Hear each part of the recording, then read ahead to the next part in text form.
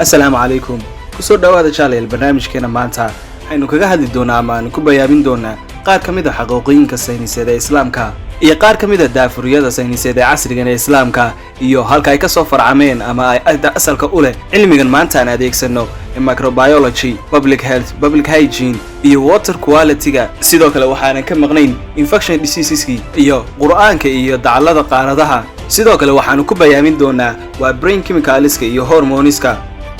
waxaana ku badhaami doona waxyaabo badan oo qarniyadan dambe la ogaaday si quraanka kariimka ah uu mar hore inoo sheegay nabi maxamed alayhi salaatu wasalaam uu inaga waaniyay in badan.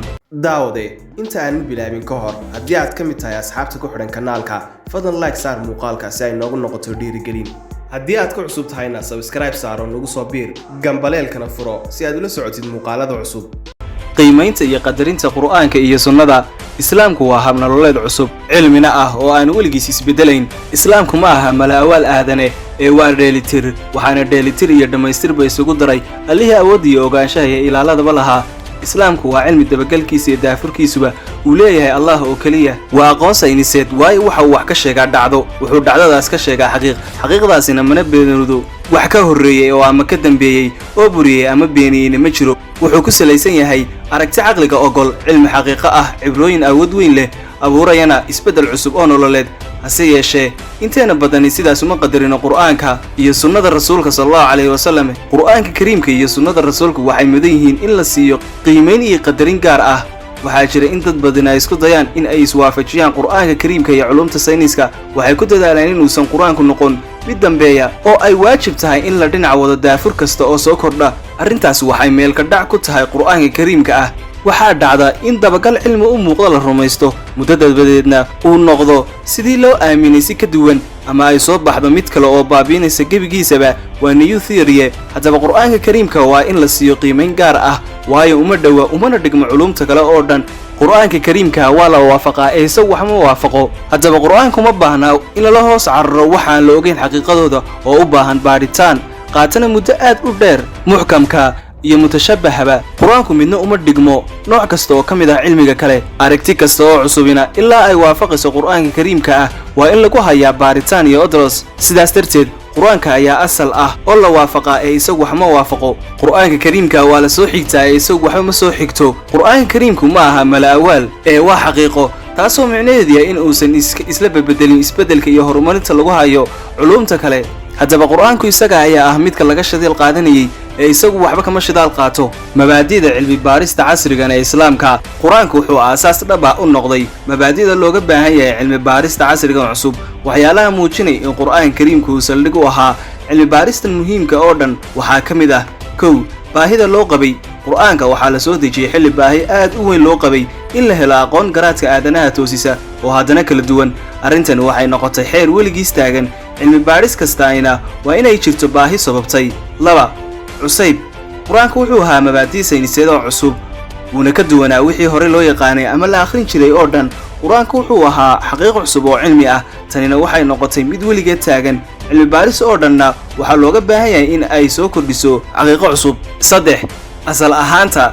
cilmi baaris oo dhan waxaa looga baahan yahay inay isha akhbaarteedu ay tahay mid qura, taasoo ah in ay ka yimaadaan kuna dhammaadaan qofka ama kooxda baarista samaysay, ama ayan horey u jirin iyadoo qaab kale ah. quraanka iyo sunnada nabi maxamed alayhi salaatu wasalaam waxay lahaayeen hal il oo keliya. 4. xaqiiqnimada.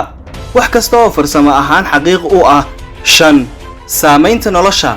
effect on one's life. mabaadi'da sayniseed ee quraanka iyo sunnadu waxay saamayn aad u weyn ku yeeshaan nolosha aadanaha oo dhan. waxay ku dhaliyaan qofka iyo qoomiyadaba isbedel aan jujuub ahayn. isbedelkaas oo qurux iyo qiimo gaar ah ku soo kordhiya tayada nolosha aadanaha. wuxuu isbedelkaasi abuuraa in qofku yeesho dhaqan cilmiyeysan, in uu yeesho shakhsiyad wanaagsan iyo mustawa nololeed aad u sarreeya. sida muuqata mabaadi'da aasaaska u ahaa cilmi baaris oo dhan waxaa laga soo minguuriyey islaamka. haddaba aan u galno qaar ka mid ah daafuriyada sayniseed ee casrigan islaamka.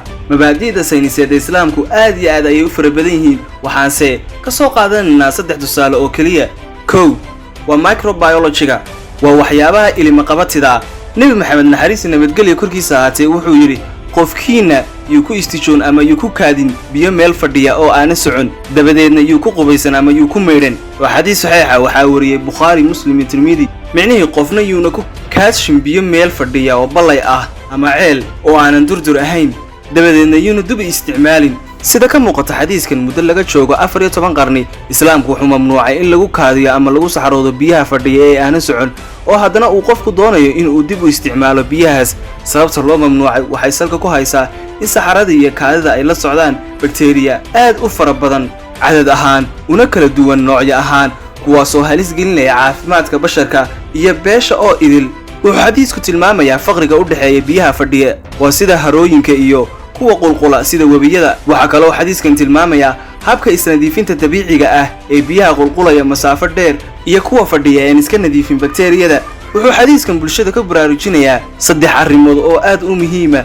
1 tilmaamida ilaha biirowga micnaha ilaha wasakhda 2 dareengelinta ummadda 3 ka hortagga cirib xumada waa outbreak and epidemic control wuxuu islaamku arrimahan ka digay xilli aadanuhu uusan waxba ka ogeyn dulinka cudurrada dhaliya ama fidiya waa ilma qabatayde sida xaqiiqada tahay biyaha fadhiya iskama nadiifiyaan bakteeriyada hase yeeshee biyaha qulqulaya oo iska nadiifiyaan dulinka iyagoo adeegsanaya habab kala duwan xadiiskana waxa uu gunaanad u yahay takhasusiyo gaar ah oo lagu barto jaamacadaha kala duwan ee sayniska sida public hygiene and sanitation public protection and epidemic control microbiology and infection disease water quality mabda'an sare waxa uu ka mid yahay mabaadi'da sayniseed ee islaamka oo aad u awood badan wuxuuna aad iyo aad sare ugu qaaday tayada nolosha aadanaha sidaas oo ay tahay mabda'a dabagalkiisu wuxuu qaatay waxaan ka badnayn sekano looma isticmaalin shaybaaro waaweyn qalab aad u horumarsan oo qaali ah iyo dhaqaale xoogan toona sida lagu yaqaano daafuriyada iyo dabagalada cilmiga ah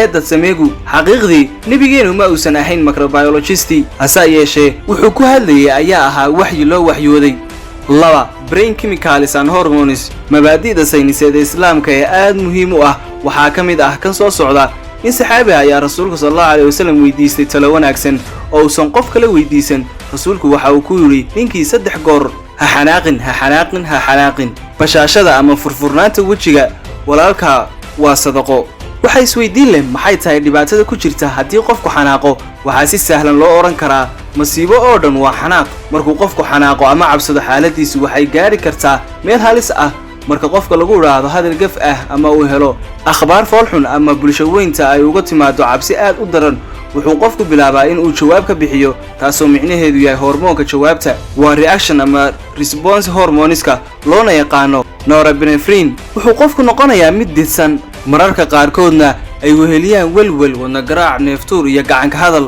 marka qofku xanaaqo ama cabsado hormoonadinu waxay la wareegaan shaqooyinkii xubnaha iyo habdhismeeda jirka oo dhan si ay qofka u samato bixiyaan waxayna jirka geliyaan xaalad gurmad degdeg ah waxay kordhiyaan garaaca wadnaha si maskaxda loo gaarsiiyo dhiig iyo oxygen waxayna kiciyaan cadaadiska dhiigga waxay kordhiyaan sonkorta dhiigga si loo kordhiyo tamarta qofka waxay heegan geliyaan habdhiska dheefshiidka neefsiga iyo dhiig wareegga marka falkii ama akhbaartii kiciye xanaaqa ama cabsida looga gudbo hormoonadani waxay ku noqdaan heerkoodii caadiga ahaa hase yeeshee markay xaaladii kicisay xanaaqa ama cabsida ay daba dheeraato waxaa joogto noqonaya shaqada adrenaline iyo hormoonadii horeen soo sheegnay taasina waxay sababtaa in ay kala gooyaan shaqooyinka habdhismeedyada jirka oo dhan waxaana qofku ku bilowda dhibaatooyin caafimaad oo aad u qallafsan sida wadna xanuun dhiigkar iyo sonkor dhiig oo cirka isku shareera quus iyo qalbi jab waa depression himilo xumo hurdo xumo iyo dareen joogto ah xasuus xumo timaha oo daata ama cirooba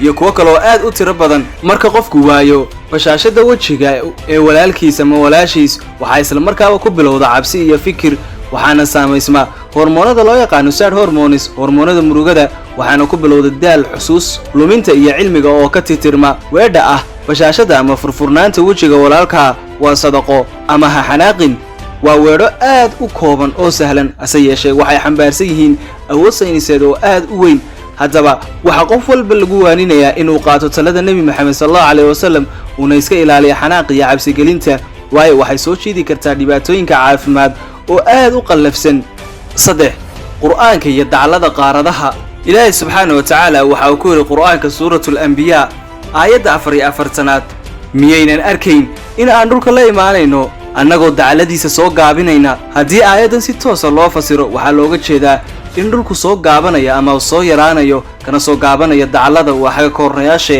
haddiise lagu fasiro aragti iyo indho-geolojeedkan waxay aayadani yeelanaysaa fahan aad u ballaaran oo ku saabsan dacallada qaaradaha.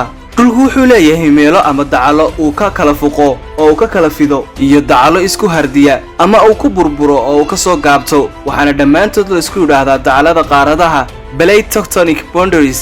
aayadda sare waxay gaar ku tahay oo keliya dacalladaha qaaradaha ee dhulka ka burbura ama ka soo gaabta, waxaana loo yaqaanaa convergent margins. dacallada qaaradaha ee dhulka ka soo gaabto waxaa lagu yaqaan dhulgariir aad u tiro badan iyo tsunami sida Japan iyo cirifka kale ee badweynta Pacific. sida xaqiiqadu tahay dhulku wuxuu leeyahay dacallo uu ka fido iyo kuwa uu ka soo gaabto sida uu sheegay Qur'aanka Kariimka ah. haddaba Qur'aanku waa xaq, wixii uu sheegayna waa xaqiiq awood weyn leh.